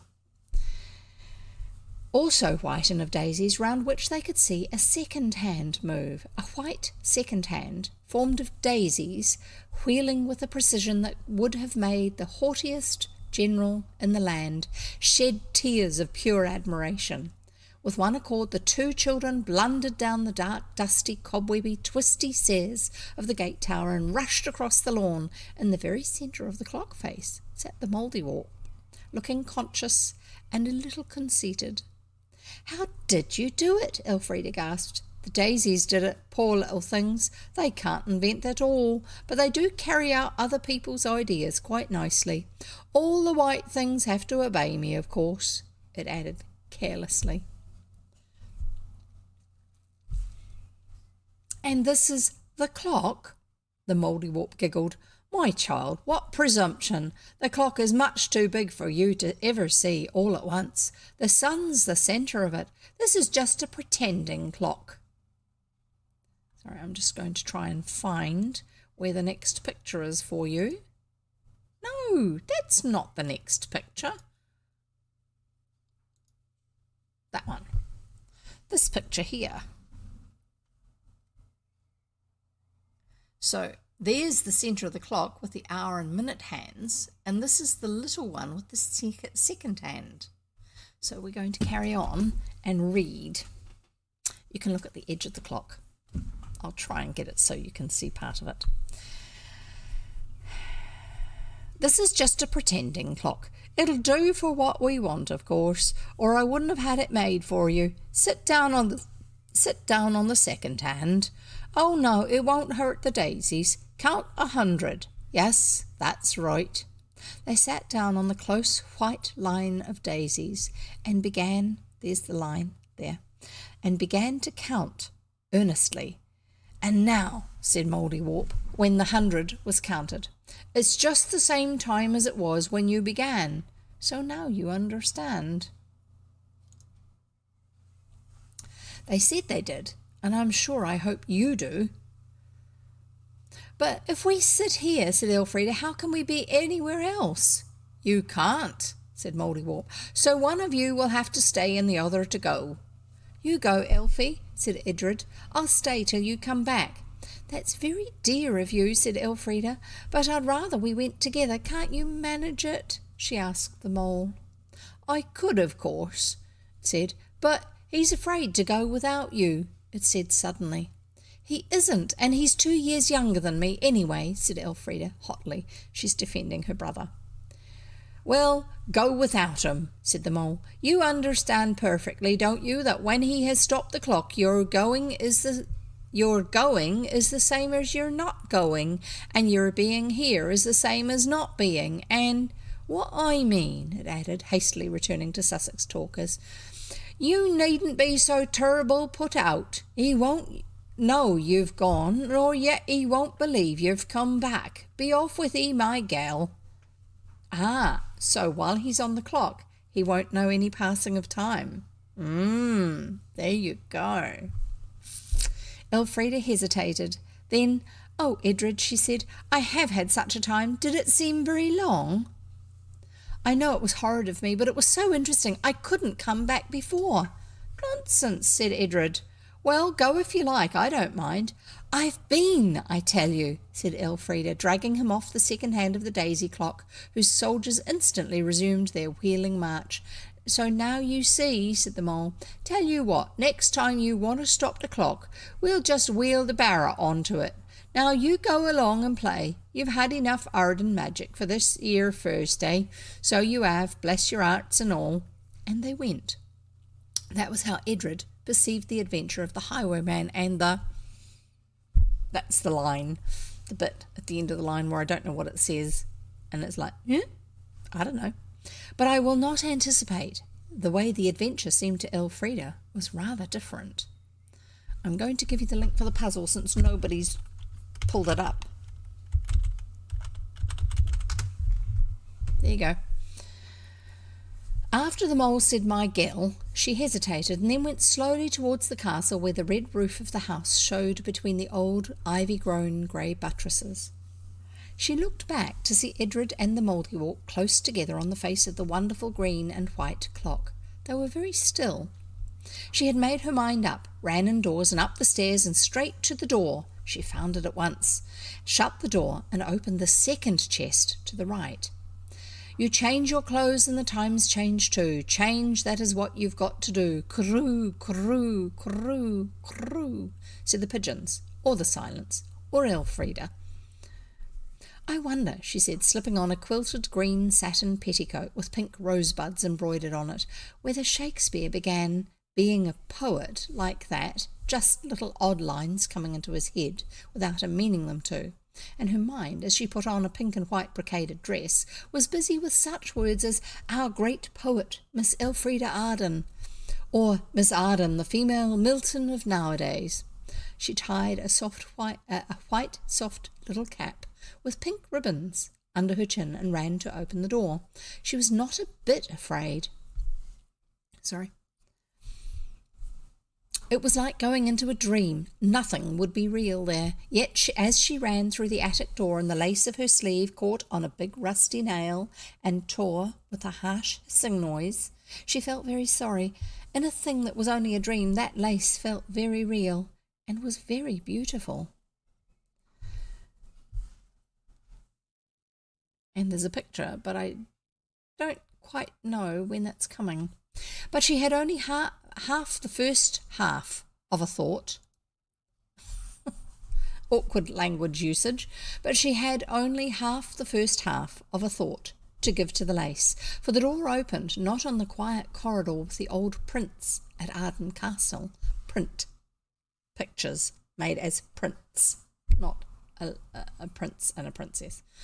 But on a quite strange panelled room full of the most extraordinary disorder of stuffs, feathers, dresses, cloaks, bonnet boxes, parcels, rolls, packets, lace, scarves, hats, gloves, and finery of all sorts. There were a good many people there, serving maids, she knew they were serving maids, a gentleman in knee breeches showing some fine china on a lacquered tray, and in the middle a very pretty, languishing-looking young lady with whom Elfrida at once fell deeply in love. All the women wore enormous crinolines, or hoops. "What, hid in the closet all the while, cousin?" said the young lady. "Oh, but it's the slyest chit. Come, see how the new scarf becomes thy bet. Is it not vastly modish?" "Yes," said Elfrida, not knowing in the least what to say. Everything gave a sort of tremble and twist like the glass bits in a kaleidoscope give just before they settle into a pattern. Then, as with the bits of glass, everything was settled, and Elfrida, instead of feeling that she was looking at a picture, felt that she was alive with live people.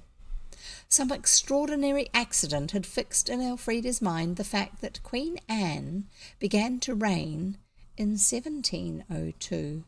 Don't know how it was. These accidents do sometimes occur, and she knew that in Queen Anne's day ladies wore hoops. Also, since they had gone back 100 years to Boney's time, perhaps the second venture had taken her back 200 years. If so, Please, she said very quickly, is this 1707 and is Queen Anne dead? Heaven forbid, said everyone in the room, and Bet added, La, child, don't delay us with your prattle. The coach will be here at 10 and we must lie at Tonbridge tonight. So Elfrida, all eyes and ears, squeezed into a corner between a bandbox and a roll of thick pink flowered silk and looked and listened. So the south coast of England is down here. Tonbridge is one of the towns that's further up from the coast, and it would be on the way towards London, I suppose, on one of the routes that they would have taken up from the coast. Bet, she gathered, was her cousin. And Arden, too. She and Bet and the maids and an escort of she couldn't quite make out how many men were to go down to Arden together, all coming from London to the south, to Arden the castle. The many men were because of the Arden jewels. Oh, that had been reset in the newest mode, and the collar of pearls and other presents Uncle Arden had given to Bet, and the highwaymen who she learned were growing so bold that they would attack a coach in St. Paul's churchyard in broad daylight. Bet, it seemed, had undertaken commissions for all her girlfriends near Arden, and had put off most of them till the last moment. Hence all the stuff, I'm guessing. She had carefully spent her own pin money during her stay in town and was now hastily spending theirs. The room was crowded with tradesmen and women actually pushing each other to get near the lady who had money to spend. Funny that.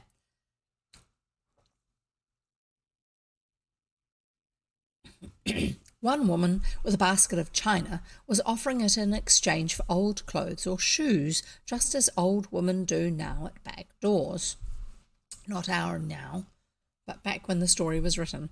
And Cousin Bet's maid had a very good bargain, she considered, in a china teapot and 2 dishes in exchange for a worn blue lute-string dress and a hooped petticoat of violet quilted satin.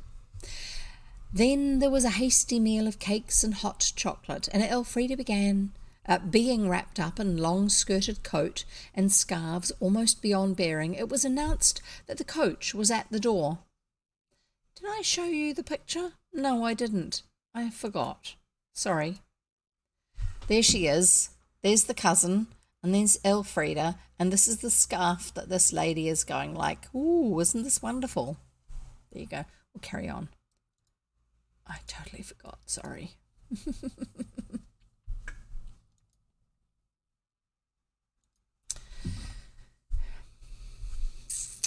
Then there was a hasty meal of cakes and hot chocolate, and Elfrida being wrapped up in long-skirted coat and scarves almost beyond bearing, hot and tight. It was announced that the coach was at the door. It was a very tight fit when at last they were all packed into the carriage, for though the carriage was large, there was a great deal to fit in it. No, to fill it up. What with Cousin Bet and her great hoops, and the maids, and the bandboxes and packages of different sizes and shapes, and the horrid little pet dog that yapped and yarred and tried to bite everyone, from the footmen to Elfrida. The streets were narrow and very dirty, and smelt very nasty in the hot June sun. Yes. And it was very hot and stuffy inside the carriage, and more bumpety than you could think possible, more bumpety even than a wagon going across a furrowed cornfield. Elfrida felt rather headachy, as you do when you go out in a small boat, and everyone says it is not at all rough. By the time the carriage got to Lewisham, Elfrida's bones were quite sore, and she felt as though she had been beaten. Shall we find out where these places are? I think so. Let's find my map. Let's turn it on, map, and we shall find, first of all, we're going to find where Tonbridge is.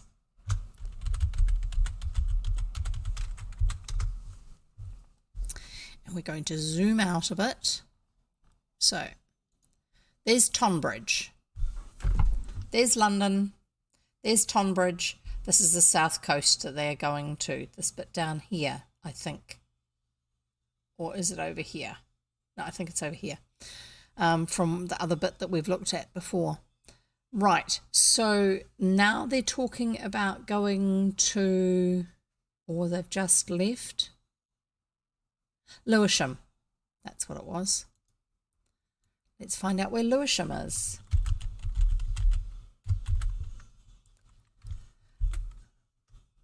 I'm guessing it's Lewisham in London. Let's see if this is the same Lewisham here. Yep, Lewisham is this area in London. So, go away, thank you. So they're going from here, Lewisham in London, down to Tonbridge, which is in here somewhere. So yes, they're coming from London down to the castle, the property. Right, we shall turn the map off and carry on reading.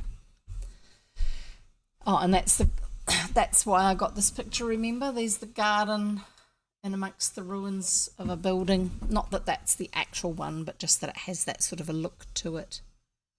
Let's go back over here.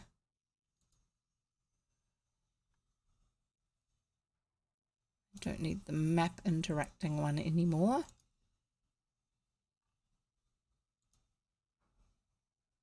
Pretty sure that one's all okay. And we shall carry on.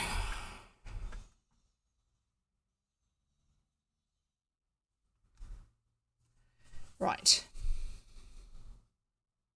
By the time the carriage got to Lewisham, Elfrida's bones were quite sore and she felt as though she had been beaten. There were no springs to the carriage and it reminded her of a bathing machine more than anything else. You know, the way it bumps on the shingly part of the shore when they're drawing you up at the beach and you tumble about and can't go on dressing and all your things slide off the seats. Okay, a bathing machine was a little shed, a changing shed that had wheels on it, and it used to be pushed down the beach and into the water so ladies could get changed inside it and then slip down into the water from it without being seen too much. And then when they're in the water, it's basically just their heads above water. So it was a way of keeping everything rather seemly for them instead of being exposed.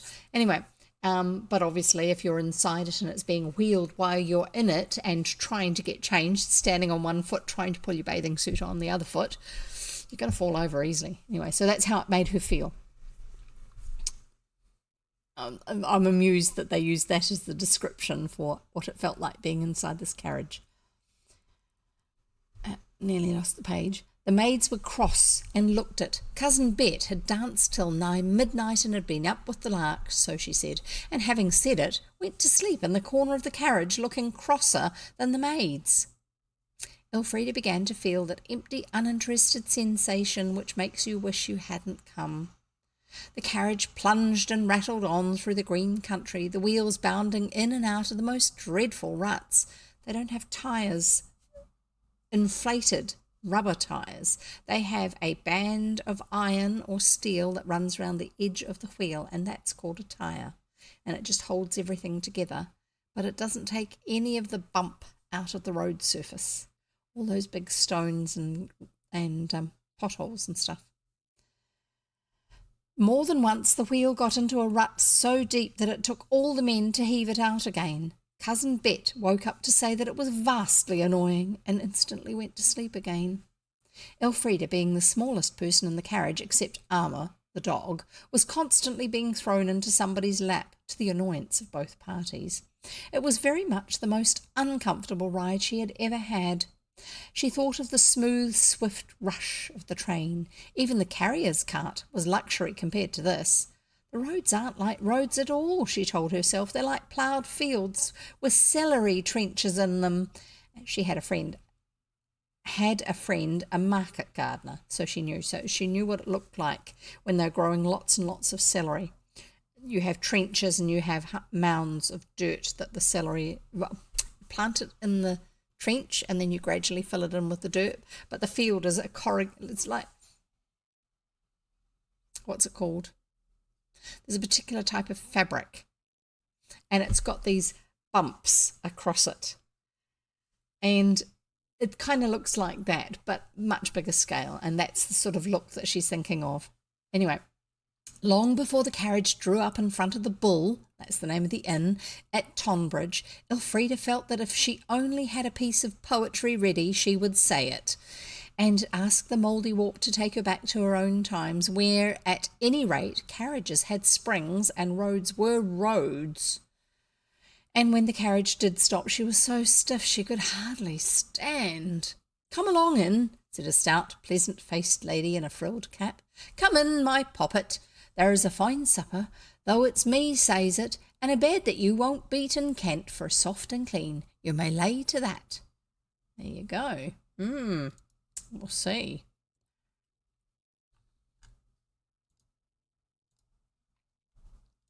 Sorry, moving that out of the way. And getting back over here so that when I'm ready I can do something. Right, okay. There was a great bustle of shouting ostlers and stablemen. The horses were taken out before the travellers were free of the carriage. Supper was laid in a big low upper room with shining furniture and windows at both ends, one set looking on the road where the sign of the bull creaked and swung, the other looking on a very neat green garden. This is the windows, with clipped box hedges and yew arbours. Getting all the luggage into the house seemed likely to be a long business. Elfrida saw that she would not be missed, and she slipped down the twisty, cornery back stairs and through the back kitchen. So that's obviously the stairs that the staff use. Wonderful on the puzzle. Well done, well done. White Wells Spa Cottage in England. Now, that cottage supposedly was a public bathhouse. There you go. I don't know, but that apparently is what it was. I'll give you another. There was another one I thought you might enjoy as a garden, just because it looks lovely. And then we'll carry on with the story.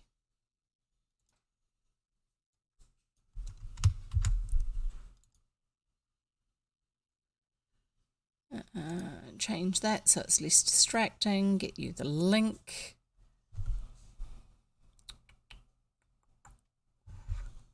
Copy link. Paste it into here for you, and then you can use it. Save. And here's your link. There you go. I'm ready to carry on.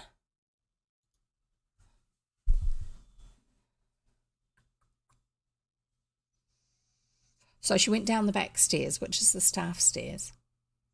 Twisty, cornery back stairs, and through the back kitchen into the green garden. It was pleasant to stretch one's legs and not be cramped and buffeted and shaken. But she walked down the grass path rather demurely, for she was very stiff indeed. Oh, yeah, that's hard work and something that uncomfortable. And, yeah, your muscles sort of tighten up and it's hard to move easily. And it was there, in a yellow arbour, that she came suddenly on the grandest and handsomest gentleman she had ever seen. He wore a white wig, very full at the sides and covered with powder, and a full-skirted coat of dark blue silk, and under it a long waistcoat with the loveliest roses and forget-me-nots tied in bunches with gold ribbons embroidered on silk.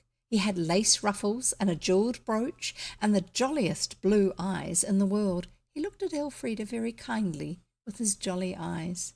"A lady of quality, I'll be bound," he said, "and travelling with her suite." "I'm Miss Arden, of Arden," said Elfrida. "Your servant, ma'am," he said, springing to his feet and waving his hat in a very flourishing sort of bow.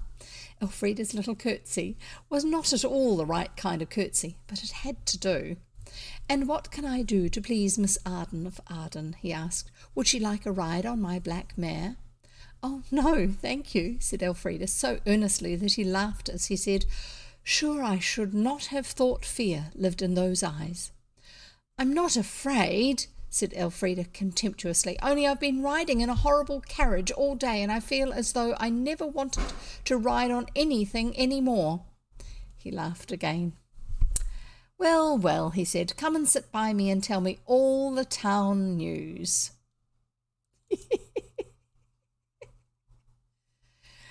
Oh dear. Elfrida smiled to think what news she could tell him, and then frowned in the effort to think of any news that wouldn't seem nonsense. She told him all she knew of Cousin Bet and the journey. He was quite politely interested. She told of Cousin Bet's purchases. Oh no.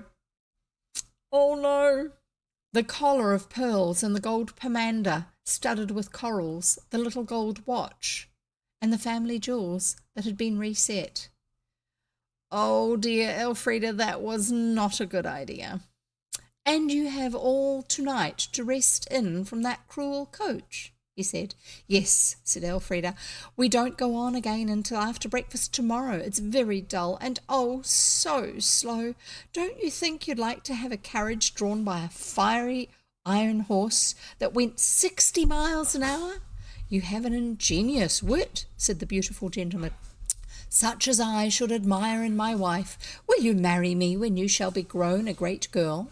No, said Elfrida. You'd be too old, even if you were able to stop alive while I was grown up. You'd be much too old. How old do you suppose I shall be when you're 17? I should have to do sums, said Elfrida, who was rather good at these exercises. She broke a twig from a currant bush and scratched in the dust. I don't know, she said, raising a flushed face and trampling out her sum with little shoes that had red heels. But I think you'd be 230, which means he'd be 30 in his own time. On that he laughed more than ever and vowed she was the lady for him. Your ciphering would double my income 10 times over, he said. He was very kind indeed, and would have her taste his wine, which she didn't like, and the little cakes on the red and blue plate, which she did. And what is your name? She asked. My name, said he, is a secret. Can you keep a secret? Yes, said Elfrida. So can I, said he. And then a flouncing, angry maid came suddenly sweeping down between the box hedges and dragged Elfrida away before she could curtsy properly and say, thank you for being so kind. Farewell, said the beautiful gentleman.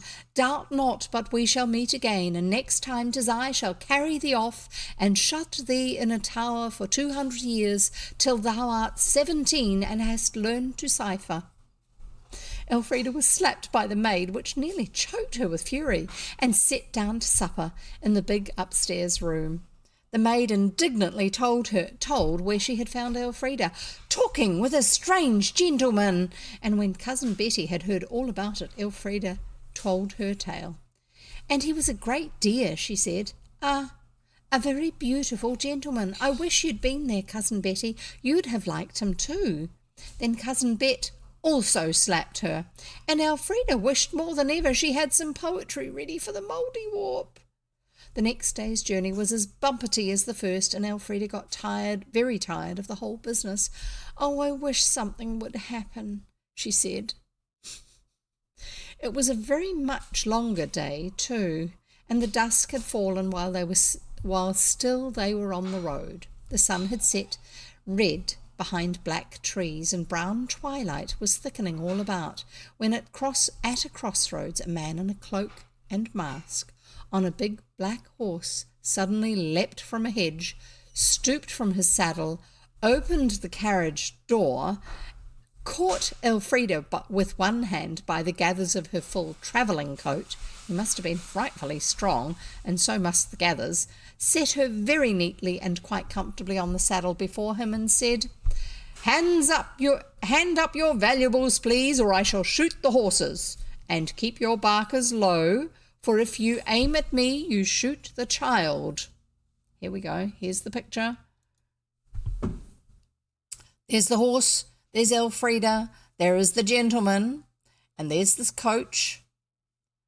And there's one of the coachmen looking around. There's others looking out the window. Keep your barkers, your guns low, for if you aim at me, you shoot the child. And if you shoot my horse, the child and I fall together. But even as he spoke through his black mask, he wheeled the horse so that his body was a shield between her and the pistols of the serving men.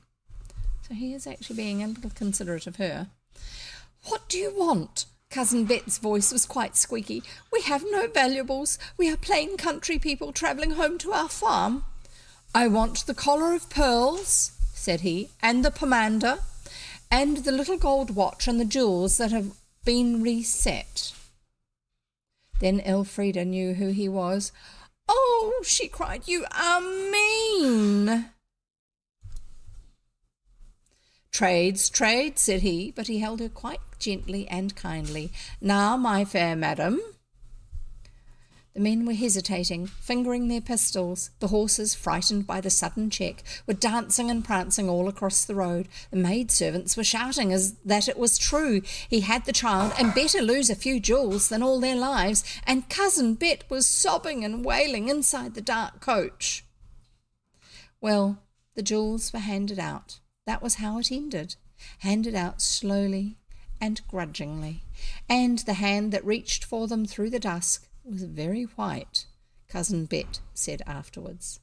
The hand of a gentleman. Elfrida, held by the highwayman's arm, kept very still. Suddenly he stooped and whispered in her ear. "Are you afraid that I shall do you any harm?"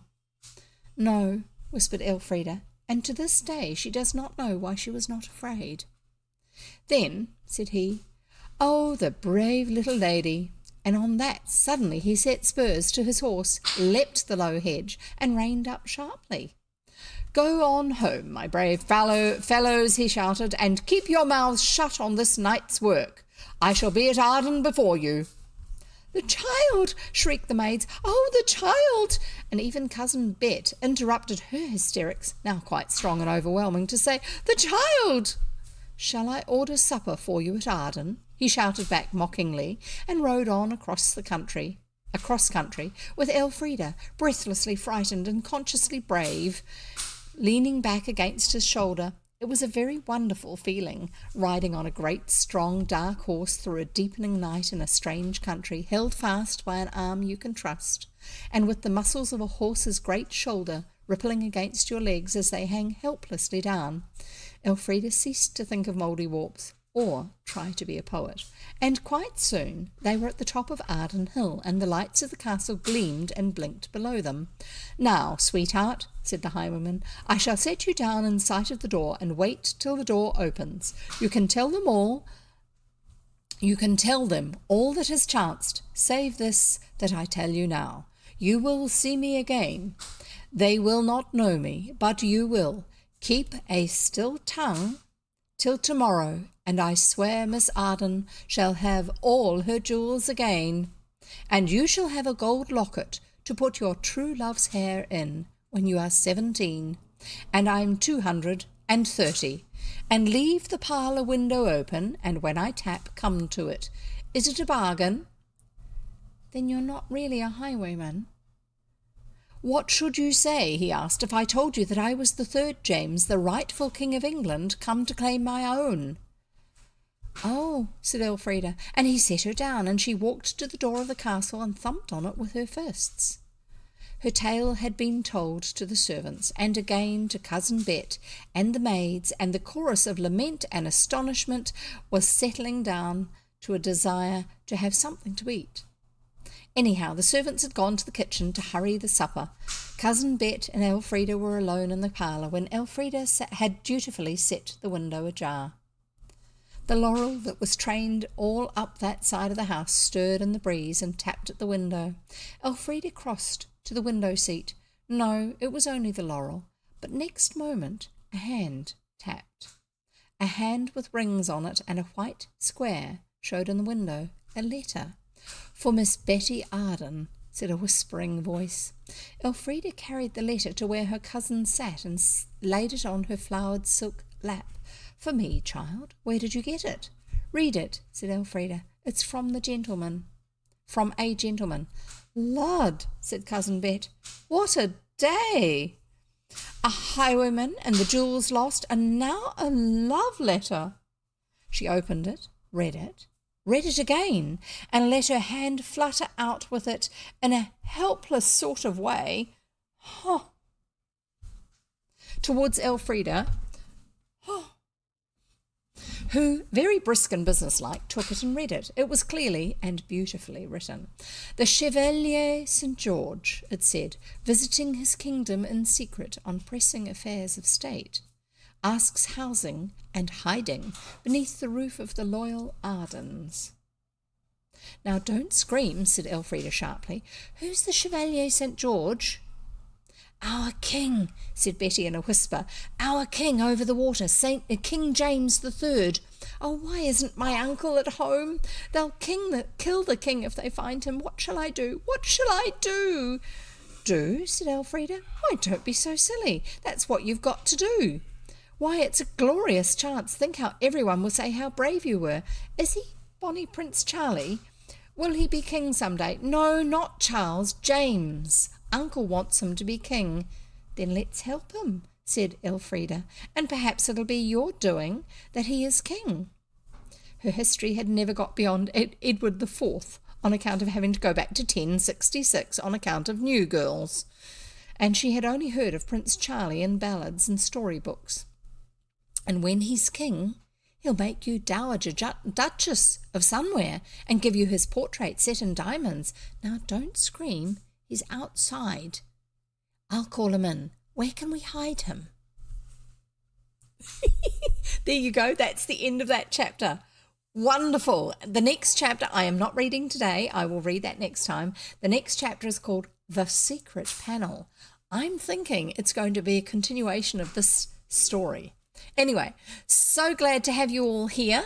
Lovely to be able to catch up with you, and hopefully you are all feeling a little better than you have been. It's just the way it is sometimes. Just a quick shout out to a few of my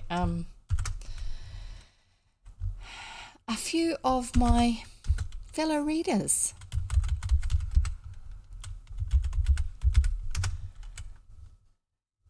Aranel and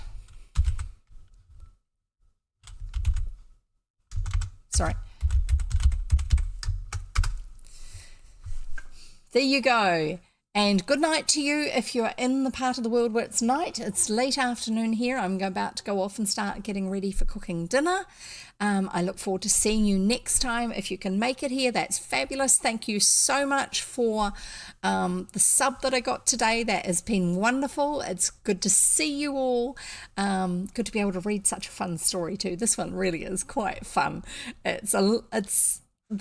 I'm loving this author's work. I've read some of her books, but not the range of the ones that we're reading now. And they really are quite excellent. Totally unexpected where she's going to take us next. So I'm looking forward to the next one. And we'll see you all next time. Look after yourselves. Stay safe. Get healthy again. Don't get too hot. Make sure you keep cooling yourself down. Drink lots and lots of water. It's great for your brain and your body. And we'll see you next time. And in the meantime, bye and happy reading. Bye.